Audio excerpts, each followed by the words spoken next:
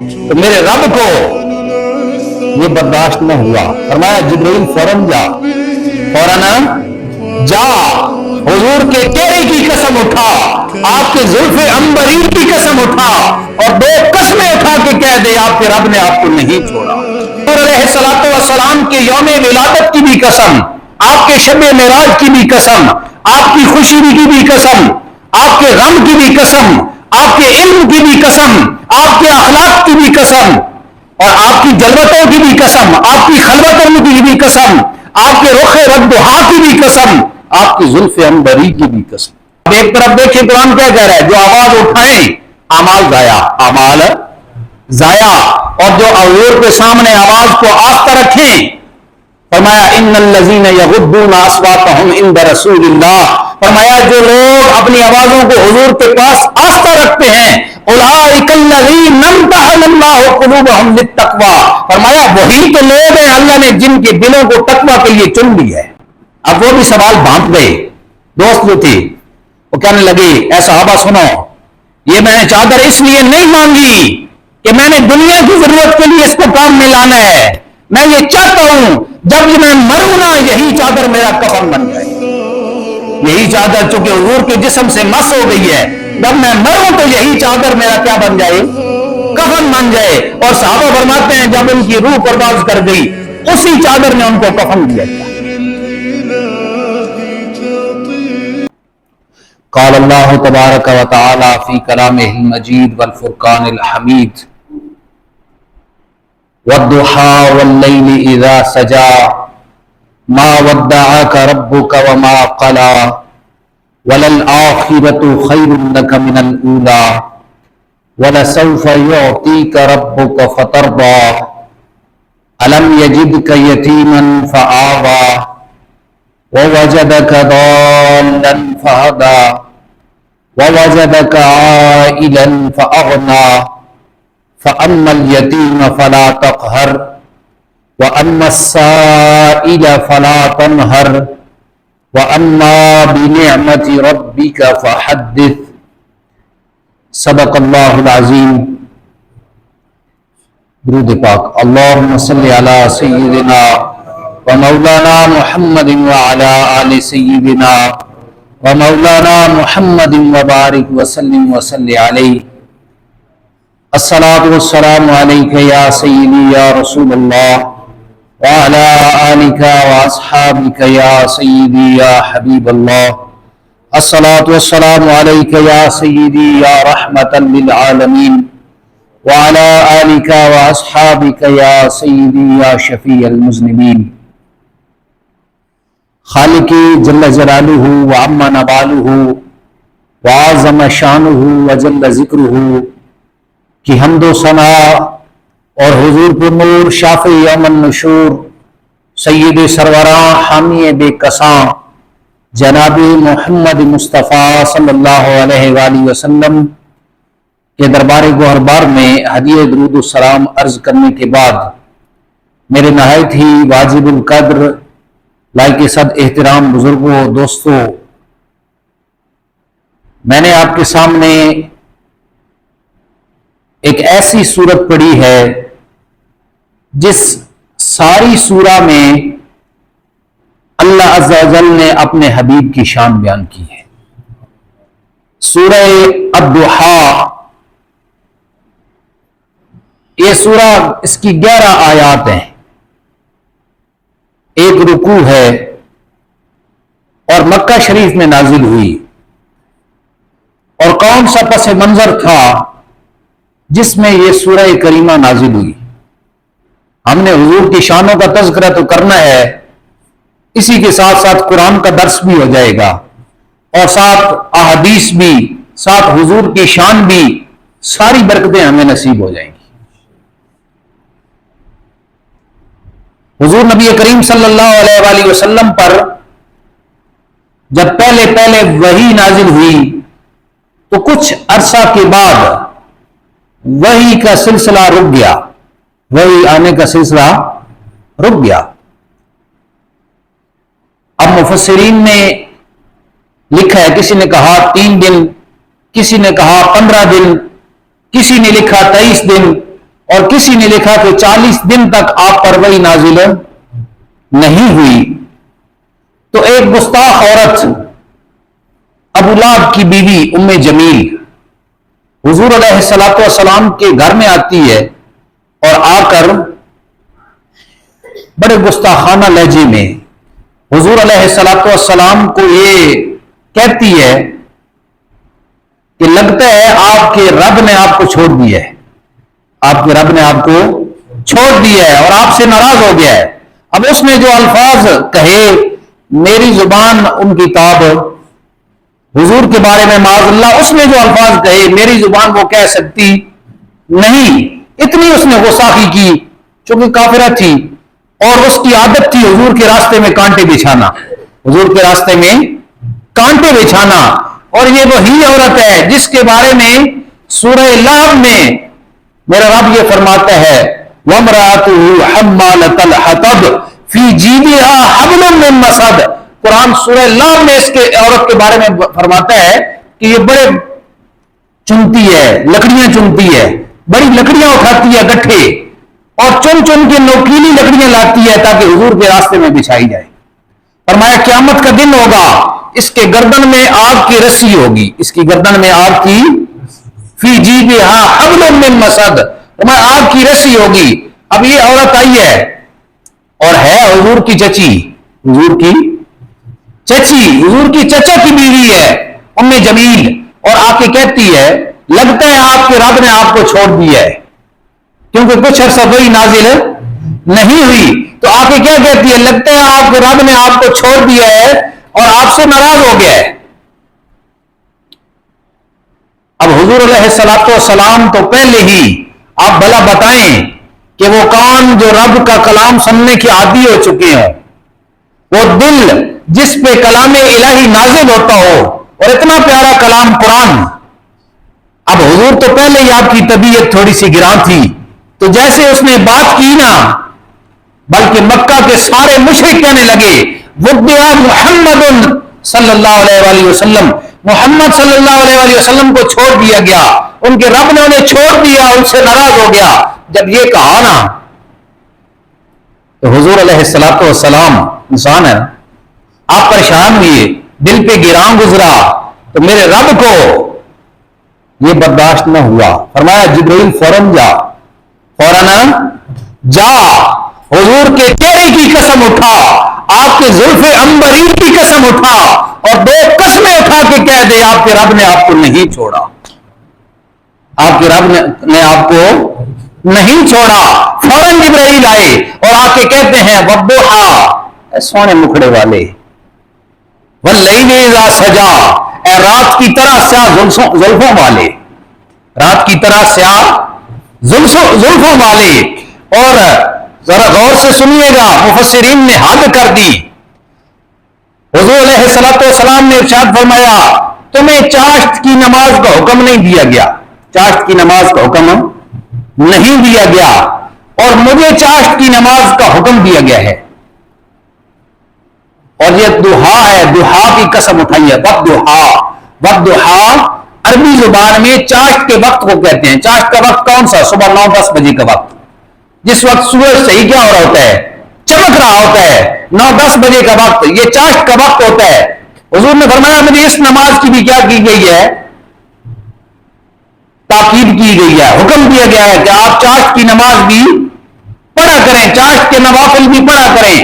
اور وَاللَّيْلِ إِذَا سَجَىٰ، اس کا معنی اور ترجمہ کیا ہے؟ فرمایا قسم ہے رات کی جب وہ سکون کے ساتھ چھا جائے، سکون کے ساتھ چھا جائے. اور حضور علیہ الصلوۃ والسلام کو آپ کو پتہ ہے رات کو کون سی نماز پڑھتے تھے؟ نماز تہجد. وَمِنَ اللَّيْلِ فَتَہَجَّدْ بِهِ نَافِلَةً لَكَ، قرآن کہتا ہے رات کے وقت تہجد کی نماز پڑھیے، یہ آپ پر اضافی چیز ہے جو آپ پر لازم کی گئی ہے. اب دن کے وقت حکم دیا گیا نماز چاشت کا، اور رات کے وقت حکم دیا گیا نماز تہجد کا. تو مفسرین نے لکھا، قلم توڑ دیا، مفسرین نے لکھا کہ جب دہا کی قسم اٹھائی میرا رب یہ فرما رہا ہے اے حبیب آپ کی چاشت کی نماز پڑھنے کی قسم، آپ کے چاشت کی نماز پڑھنے کی قسم واللیل اذا سجا، اور آپ کی نماز تہجد کی قسم، آپ کی نماز تہجد کی قسم۔ پھر مفسرین نے ایک اور لکھا، فرمایا رات کے وقت وحشت ہوتی ہے، رات کے وقت کیا ہوتی ہے؟ وحشت ہوتی ہے، اکیلا پن ہوتا ہے، تنہائی ہوتی ہے، بندہ کہیں پہ نکلتا ہے، بندے کو خوف ہوتا ہے، غمگین ہوتا ہے۔ اور صبح کے وقت کیا ہوتا ہے؟ خوشی کا سما ہوتا ہے، کوئی خوف نہیں ہوتا، خوشی کا سما ہوتا ہے۔ گویا اللہ نے رات کی بھی قسم اٹھائی، دن کی بھی قسم اٹھائی، اور فرمایا اے محبوب آپ کے غم کی بھی قسم، آپ کی خوشی کی بھی قسم، آپ کے غم کی بھی قسم اور آپ کی خوشی کی بھی قسم۔ اور تفسیر عزیزی میں شاہ عبد العزیز محدث دہلوی فرماتے ہیں، آپ لکھتے ہیں کہ ضحیٰ سے مراد پورا دن بھی مراد لیا جا سکتا ہے، اور آگے رات ہے، تو دن اور رات کی قسم، اس سے کون سا دن مراد ہے اور کون سی رات مراد ہے؟ تو تفسیر عزیزی میں شاہ عبد العزیز محدث دہلوی فرماتے ہیں کہ دن سے مراد ہے یوم ولادت مصطفیٰ صلی اللہ علیہ وآلہ وسلم۔ گویا رب آپ کے ولادت کی دن کی قسم اٹھا رہا ہے، اور رات سے مراد کون ہے؟ شب معراج مصطفیٰ صلی اللہ علیہ وآلہ وسلم، جس رات آپ کو معراج کروایا گیا۔ گویا آپ کے یوم ولادت کی بھی قسم، آپ کی شب معراج کی بھی قسم، شب معراج کی بھی قسم۔ اور علامہ غلام رسول سعیدی رحمۃ اللہ علیہ نے اپنی تفسیر میں لکھا ہے تبیان القرآن میں کہ دن کے وقت لوگوں کو ملنے کا وقت ہوتا ہے، لوگوں کو گویا جلوت کا وقت ہوتا ہے جب بندہ سب سے ملتا ہے، اور رات کا وقت کون سا ہوتا ہے؟ خلوت کا۔ رات کا کون سا وقت ہوتا ہے؟ خلوت کا، تنہائی کا۔ تو رب نے دن کی بھی قسم اٹھائی، رات کی بھی قسم اٹھائی، اے حبیب آپ کی جلوتوں کی قسم، آپ کی خلوتوں کی بھی قسم، آپ کی خلوتوں کی بھی قسم۔ تو میں کہوں کہ حضور علیہ الصلوۃ والسلام کے یوم ولادت کی بھی قسم، آپ کے شب معراج کی بھی قسم، آپ کی خوشی کی بھی قسم، آپ کے غم کی بھی قسم، آپ کے علم کی بھی قسم، آپ کے اخلاق کی بھی قسم، اور آپ کی جلوتوں کی بھی قسم، آپ کی خلوتوں کی بھی قسم، آپ کے رخ والضحیٰ کی بھی قسم، آپ کی زلف عنبری کی بھی قسم۔ میرے رب نے کلمات قسمیں تو دو اٹھائی ہیں، مفسرین نے کتنے پھول چن کر ہمیں دی ہیں، کتنے پھول چن کر ہمیں دے دی ہیں۔ فرمایا والضحیٰ واللیل اذا سجا، قسم ہے چاشت کے وقت کی، اور قسم ہے رات کی جب وہ سکون کے ساتھ آ جائے۔ ما ودعک ربک وما قلی، آپ کے رب نے آپ کو نہیں چھوڑا، وما قلی، اور آپ کا رب ناراض نہیں ہوا، ناراض نہیں ہوا۔ اور یہ حضور علیہ الصلوۃ والسلام کے لیے عزت کا مقام ہے کہ نہیں؟ عزت کا مقام ہے کہ اعتراض کون کر رہا ہے؟ مکہ کے مشرکین۔ اعتراض کون کر رہا ہے؟ ابو لہب کی گستاخ بیوی۔ جواب کون دے رہا ہے؟ میرا رب۔ جواب کون دے رہا ہے؟ میرا رب۔ ایسا بھی کوئی حبیب ہو تو ڈھونڈ کے دکھاؤ ذرا، ایسا بھی کوئی حبیب ہو تو ڈھونڈ کے دکھاؤ ذرا۔ ارے میرے حبیب تو وہ ہیں جن کے گھر کا ادب میرا رب سکھاتا ہے، جن کے گھر کا ادب میرا رب سکھاتا ہے۔ اگر آپ سورہ حجرات میں جائیں تو کچھ عربی لوگ آئے جنہیں بارگاہ رسالت کے ادب کا پتہ نہیں تھا۔ حضور گھر میں سو رہے تھے، حضور گھر میں کیا کر رہے تھے؟ سو رہے تھے، دوپہر کا وقت تھا، آپ آرام فرما رہے تھے، تو باہر آ کے نا حجروں کے باہر وہ یہ کہنے لگے یا محمد یا محمد یا محمد صلی اللہ علیہ وآلہ وسلم، بلند آواز سے پکارنے لگے۔ میرے رب نے فوراً قرآن اتار دیا، میرے رب نے فوراً کیا کر دیا؟ قرآن اتار دیا۔ فرمایا وَلَا تَجْهَرُوا لَهُ بِالْقَوْلِ، فرمایا آپس میں جس طرح ایک دوسرے کو پکارتے ہو میرے حبیب کو ایسے نہ پکارا کرو، ایسے نہ پکارا کرو۔ وَلَوْ أَنَّهُمْ صَبَرُوا حَتَّى تَخْرُجَ إِلَيْهِمْ لَكَانَ خَيْرًا لَهُمْ، قرآن کیا کہتا ہے؟ اگر وہ صبر کرتے، پکارتے نہیں، حضور خود اپنے نیند سے اٹھتے اور ان کے پاس آتے تو ان کے لیے بڑا بہتر ہوتا، ان کے لیے بڑا بہتر ہوتا۔ اور کچھ لوگ حضور علیہ الصلوۃ والسلام کے سامنے آوازیں بلند کر رہی تھی. میرے رب نے قرآن اتار دیا, فرمایا لا ترفعوا اصواتکم فوق صوت النبی, حضور کی آواز سے بھی اپنی آواز بلند نہ کرو, اس لیے ان تحبط اعمالکم وانتم لا تشعرون, ایسا نہ ہو کہ اعمال ہی ضائع ہو جائیں, نیک اعمال ہی کیا ہو جائیں, ضائع ہو جائیں. اس کے بعد صحابہ فرماتے ہیں ہم بڑی پست آواز سے حضور علیہ الصلوۃ والسلام کے سامنے گفتگو کیا کرتے تھے. حضور کے سامنے کیا کیا کرتے تھے, گفتگو کیا کرتے تھے. اور جو لوگ حضور کے سامنے پست آواز سے گفتگو کرتے ہیں, ادب کا لحاظ رکھتے ہیں, ان کے بارے میں قرآن کیا فرماتا ہے. اب ایک طرف دیکھیں قرآن کیا کہہ رہا ہے, جو آواز اٹھائیں اعمال ضائع, اعمال ضائع. اور جو حضور کے سامنے آواز کو آستہ رکھیں, فرمایا ان الذین یغضون اصواتهم عند رسول اللہ, فرمایا جو لوگ اپنی آوازوں کو حضور کے پاس آستہ رکھتے ہیں, اولئک الذین امتحن اللہ قلوبهم للتقوی, فرمایا وہی تو لوگ ہیں اللہ نے جن کے دلوں کو تقوی کے لیے چن لیا ہے. تقوی کے لیے کیا کرنا ہے, چن لیا ہے.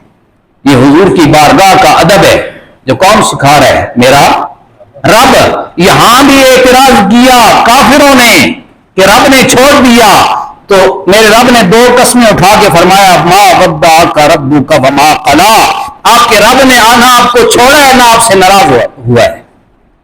اب یہ حضور کے لیے عزتوں کا مقام ہے, لیکن اس سے اگلی والی آیت اور زیادہ عزتیں ہیں, اور زیادہ کیا ہیں, عزتیں ہیں. فرمایا یہ دنیا تو ایک طرف رہی, والآخرۃ خیر لک من الاولی, فرمایا ہر آنے والی گھڑی اے حبیب آپ کے لیے پہلے سے بہتر ہوگی. پہلے سے کیا ہوگی, بہتر ہوگی. ہر آنے والی گھڑی یہ دنیا کے لحاظ سے بھی ہے اور آخرت کے لحاظ سے بھی ہے. اب دیکھیں یہ آیت کب اتری, جب لا الہ الا اللہ کہنا مکے کی فضاؤں میں جرم تھا. مکے کی فضاؤں میں کیا تھا, لا الہ الا اللہ کہنا جرم تھا. اتنا بڑا جرم کہ لوگ پکڑ لیتے تھے اور پیٹتے تھے, سخت سزائیں دیتے تھے. اور اس وقت میرے رب نے فرمایا ہر آنے والی گھڑی حبیب آپ کے لیے پہلے سے بہتر ہے.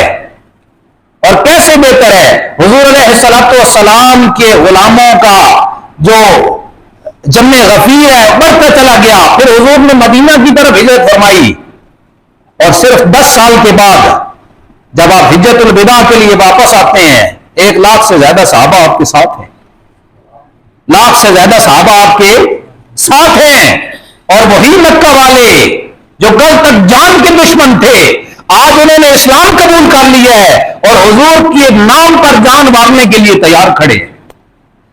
جان مارنے کے لیے کیا کرے ہیں, تیار کھڑے ہیں.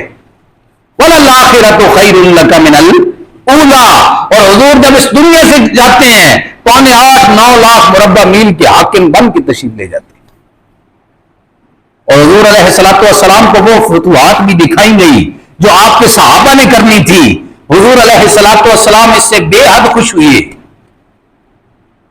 اور پھر آخرت میں اس کے ایک تفسیر مفسرین نے فرمایا آخرت آپ کے لیے دنیا سے کیا ہے, بہتر ہے. اسی لیے حضور علیہ الصلوۃ والسلام نے کبھی دنیا کو اختیار ہی نہیں کیا, دنیا کو کبھی اختیار ہی نہیں کیا. حضرت عبداللہ بن مسعود فرماتے ہیں ایک دن حضور چٹائی پہ سو رہے تھے, آپ اٹھے نا تو آپ کے جسم مبارک پہ چٹائی کے نشان تھے, چٹائی کے نشان تھے. فرمایا میں جھاڑنے لگا, کچھ لگ گئی تھی چٹائی کے ریت وغیرہ, میں اسے جھاڑنے لگا اور کہنے لگا یا رسول اللہ صلی اللہ علیہ وسلم, آپ اللہ کے رسول اور یہ حالت. حضور نے فرمایا وما لی وللدنیا, میرا اور دنیا کا کیا تعلق ہے. فرمایا میں تو ایک مسافر کی طرح ہوں جو اس دنیا میں آیا ہوں, تھوڑی دیر درخت کے نیچے ٹھہر گیا ہوں سستانے کے لیے, پھر آگے چل رہا ہوں, پھر آگے چل پڑا ہوں. تو یہ حضور علیہ الصلوۃ والسلام آپ نے دنیا کو تو ترجیح ہی نہیں دی. فرمایا آخرت آپ کے لیے اس سے بہت زیادہ بہتر ہے, اس لیے کہ آخرت میں حضور علیہ الصلوۃ والسلام کو حوض کوثر عطا کیا جائے گا. کیا عطا کیا جائے گا, حوض کوثر عطا کیا جائے گا, مقام شفاعت عطا کیا جائے گا. اور حضور علیہ الصلوۃ والسلام کو لواء الحمد, حمد کا جھنڈا, رب کی تعریف کا جھنڈا عطا کیا جائے گا. حضور فرماتے ہیں جس دن لوگوں کا قائد نہیں کوئی ہوگا، لوگوں کا لیڈر کوئی نہیں ہوگا، میں ان کا قائد ہوں گا، میں ان کا قائد ہوں گا۔ جس دن رب کے جلال سے انبیاء بھی کانپ رہے ہوں گے، اس وقت میں لوگوں کا خطیب ہوں گا، لوگوں کا کیا ہوں گا؟ خطیب ہوں گا۔ جس دن کوئی رب کے سامنے بولنے کی ہمت نہیں کرے گا، میں شفاعت کروں گا، میں شفاعت کروں گا۔ حضور علیہ السلام، بلکہ اس دن تو رب تعالیٰ خود حضور سے فرمائے گا سل توتا، حبیب سوال کیجئے آپ کو عطا کیا جائے گا، سوال کیجئے آپ کو عطا کیا جائے گا، اشفع تو شفاعت کیجئے آپ کی شفاعت تو قبول کی جائے گی۔ اس لیے آخرت حضور کے لیے، اور حضور علیہ السلام نے ارشاد فرمایا جنت میں میرے رب نے میرے لیے 1000 محل موتیوں کا تیار کر کے رکھا ہوا ہے، 1000 محل موتیوں کا تیار کر کے رکھا ہوا ہے۔ اور حضور علیہ السلام ایک دن مسجد نبی میں نکلے نا، صحابہ آپس میں گفتگو کر رہے تھے۔ کیا کر رہے تھے؟ میرے نام کچھ بولو، مجھے پتہ چلے۔ گفتگو کر رہے تھے صحابہ آپس میں، اور یہ کہہ رہے تھے عجیب تعجب ہے، اللہ نے ابراہیم کو اپنا خلیل بنایا، ابراہیم کو اپنا خلیل بنایا، موسیٰ کو اپنا کلیم بنایا، عیسیٰ کو کلمۃ اللہ اور روح اللہ بنایا، آدم کو صفی اللہ بنایا۔ جب یہ گفتگو کر رہے تھے نا، اتنے میں حضور آ گئے، حضور آ گئے۔ فرمایا میرے صحابہ تم اس بات پہ تعجب کر رہے ہو کہ اللہ تعالیٰ نے ابراہیم کو خلیل بنایا، بے شک اللہ نے ابراہیم کو کیا بنایا؟ اپنا خلیل بنایا، اور وہ ایسے ہی ہیں جیسے تم کہہ رہے ہو، اور اللہ نے موسیٰ کو اپنا کلیم بنایا، وہ ایسے ہی ہیں۔ اسی طرح عیسیٰ کو روح اللہ اور کلمۃ اللہ بنایا، وہ ایسے ہی ہیں۔ اسی طرح آدم کو صفی اللہ بنایا، فرمایا وہ ایسے ہی ہیں۔ لیکن سن لو، میں اللہ کا محبوب اور حبیب ہوں، میں اللہ کا کیا ہوں؟ محبوب ہوں اور حبیب ہوں۔ اور فرمایا انا سید ولد آدم یوم القیامت ولا فخرا، فرمایا جب قیامت کا دن ہوگا میں تمام اولاد آدم کا سردار ہوں گا، لیکن میں اس پہ فخر نہیں کرتا، میں اس پہ فخر نہیں کرتا، بلکہ حقیقت کا اظہار کر رہا ہوں۔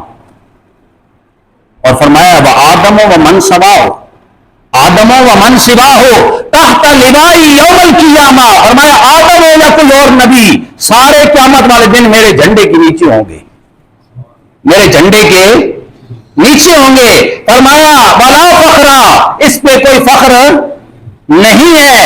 اور آگے فرمایا انا اول من تنشق عنہ الارض، میں وہ پہلا ہوں گا جس سے زمین پھٹے گی، اور میں زمین سے باہر آؤں گا، میں زمین سے کیا ہوں گا؟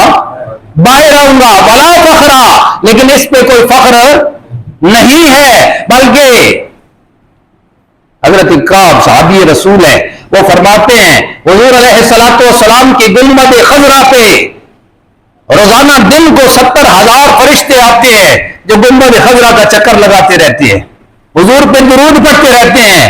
شام ہوتی ہے تو وہ چلے جاتے ہیں، رات کو پھر 70,000 آ جاتے ہیں اور وہ درود پڑھتے ہیں۔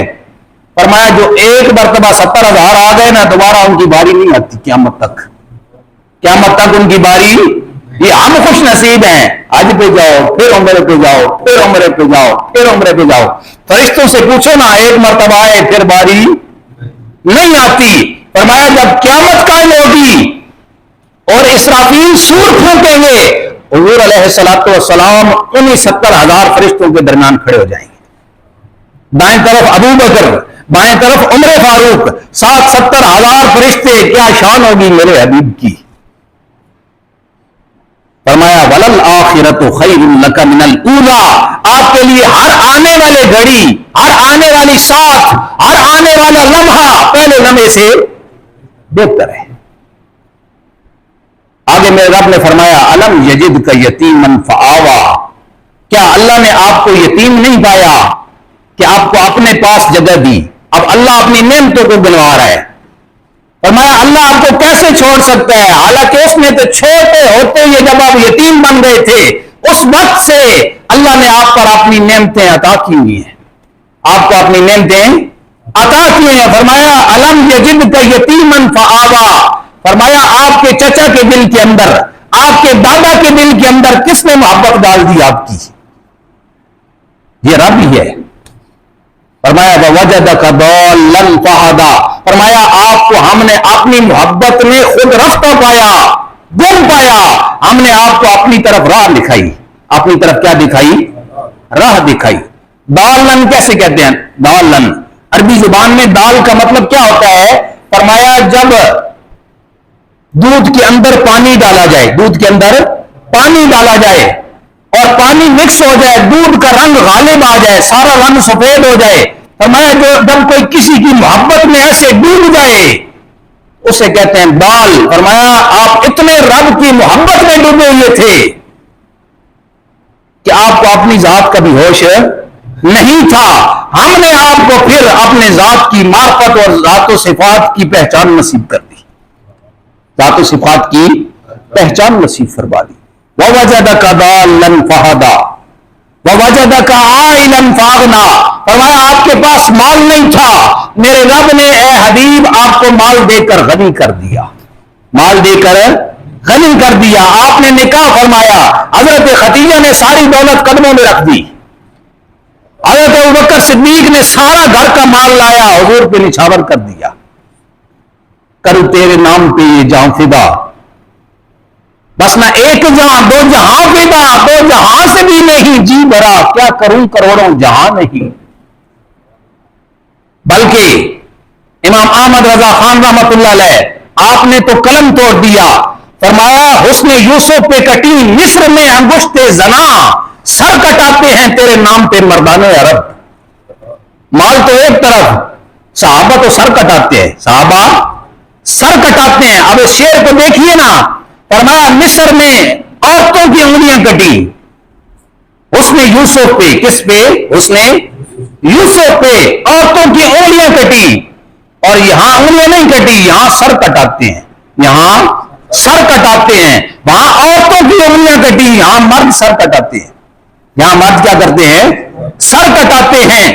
فرمایا ووجدک عائلا فاغنی, ہم نے آپ کو محتاج پایا, غنی کر دیا. کیا کر دیا؟ غنی کر دیا. یہ ساری نعمتیں گنوانے کے بعد میرا رب آپ کو زندگی گزارنے کے سلیقے بھی بتا رہا ہے. اسی لیے تو رب نے فرمایا نا, رب کے حضور نے, کہ ادبنی ربی فاحسن تادیبی, میرے رب نے مجھے ادب سکھایا. لوگوں کو اپنے والدین سکھاتے ہیں, اور آپ کے والدین تو بچپن میں اس دنیا سے چلے گئے تھے, اس لیے حضور نے فرمایا میرے رب نے مجھے ادب سکھایا اور بہترین سکھایا, اور بہترین. فرمایا فَأَمَّا الْيَتِيمَ فَلَا تَقْهَرْ, آپ کسی یتیم کو جھڑکیے نہیں, کسی یتیم کو جھڑکیے نہیں. اس لیے کہ حضرت عمر فرماتے ہیں جب یتیم کسی گھر میں روتا ہے رب کا عرش ہل جاتا ہے, رب کا عرش ہل جاتا ہے. فرمایا ہم نے آپ کو یتیم کیا, آپ کو یتیموں کا احساس ہوا, یتیموں کا کیا ہوا؟ احساس ہوا. اور عرب میں ایک اور بھی کہتے ہیں یتیمہ, درۃ یتیمہ, اور یہ اس موتی کو کہتے ہیں جس کی کوئی مثال نہ ہو, جس کی کوئی مثال نہ ہو. یہاں یتیم کہہ کے مفسرین کہتے ہیں یہ بھی مراد لیا جا سکتا ہے, آپ ایسے موتی ہیں جس کی کوئی مثال نہیں ہے, جن کی کوئی مثال نہیں ہے. فَأَمَّا الْيَتِيمَ فَلَا تَقْهَرْ, کسی یتیم کو آپ جھڑکیے نہیں. وَأَمَّا السَّائِلَ فَلَا تَنْهَرْ, کسی مانگنے والے کو مت آپ غصے نہ ہو, غصے نہ ہو, اسے بھی نہ جھڑکیں. اور حضور علیہ الصلوۃ والسلام کی عادت تھی, کوئی بندہ کوئی چیز مانگتا تھا, ضرورت بھی ہوتی تھی, پھر بھی دے دیتے تھے, پھر بھی دے دیتے تھے. حضور علیہ الصلوۃ والسلام, صحابہ فرماتے ہیں کہ ایک صحابی آپ صلی اللہ علیہ وسلم کے لیے ایک چادر بنا لائے, بن کر ہاتھوں سے محبت کے ساتھ, اور حضور کو چادر کی ضرورت بھی تھی. حضور علیہ الصلوۃ والسلام نے وہ چادر کی نہ جب, اور آپ کو ضرورت بھی تھی, تو پاس ہی ایک صحابی بیٹھے تھے, تو وہ کہتے ہیں یا رسول اللہ, اب صحابہ کا ایمان اور محبت دیکھیے گا, چیک کیجیے گا, لیول چیک کیجیے گا. تو وہ صحابی کہتے ہیں یا رسول اللہ صلی اللہ علیہ وآلہ وسلم, یہ جو چادر آپ نے ابھی کی ہے نا, بڑی آپ کو خوبصورت لگ رہی ہے, یہ مجھے دے دیں, یہ مجھے اب باقی صحابہ اسے دیکھنے لگے کہ یہ حضور کو ضرورت بھی ہے، حضور کو ضرورت بھی ہے، اور حضور نے اوپر کر بھی لی ہے، پھر بھی یہ مانگ رہے ہیں۔ حضور علیہ الصلوۃ والسلام نے کی ہوئی تھی، اتار کے اسے دے دی، اتار کے اسے دے دی۔ اب صحابہ دیکھ رہے تھے اس صحابی کی طرف، اور یہی سوال ذہنوں میں تھا کہ کیوں مانگی، حضور کے پاس رہتی۔ اب وہ بھی سوال بھانپ گئے، دوست جو تھے وہ کہنے لگے اے صحابہ سنو، یہ میں نے چادر اس لیے نہیں مانگی کہ میں نے دنیا کی ضرورت کے لیے اس کو کام میں لانا ہے، میں یہ چاہتا ہوں جب میں مروں نا یہی چادر میرا کفن بن جائے، یہی چادر چونکہ حضور کے جسم سے مس ہو گئی ہے، جب میں مروں تو یہی چادر میرا کیا بن جائے، کفن بن جائے۔ اور صحابہ فرماتے ہیں جب ان کی روح پرواز کر گئی اسی چادر نے ان کو کفن دیا گیا۔ ارے صحابہ کی محبت تو اس قدر ہے، حضرت امیر معاویہ رضی اللہ تعالیٰ عنہ آپ کے پاس ناخن تھے، حضور کے کیا تھے، ناخن تھے، اور وہ فرماتے ہیں جب میں مروں نا میری آنکھیں کھول کر ان کے اندر یہ ناخن رکھ دینا اور مجھے دفنا دینا، مجھے کیا کر دینا، دفنا دینا۔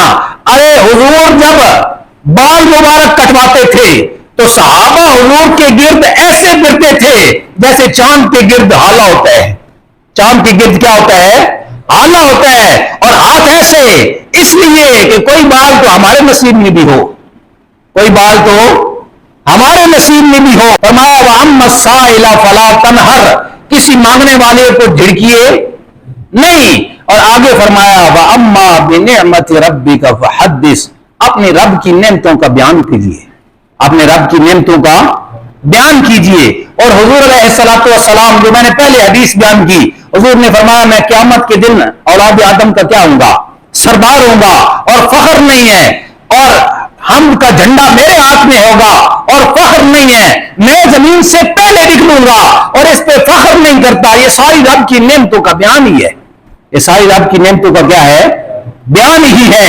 بلکہ حضور تو اللہ کا شکر گزار بندہ بننے کے لیے رات کو اس اتنے زیادہ دیر تک تہجد میں کھڑے ہوتے ہیں، پاؤں مبارک سوج جاتے ہیں۔ صحابہ پوچھتے ہیں حضور اتنا کیوں کھڑے ہوتے ہیں؟ فرمایا کیا میں اللہ کا شکر گزار بندہ نہ بنوں، کیا میں اللہ کا شکر گزار بندہ نہ بنوں؟ یہ حضور کی شان ہے۔ سورہ والضحیٰ میں یہ پوری 11 آیات میں نے آپ کے سامنے پیش کر دی ہیں۔ اللہ تعالی ہمیں حضور علیہ الصلوۃ والسلام کی سچی پکی محبت اور سنت کی اتباع نصیب فرمائے۔ وما علیہ الا البلاغ۔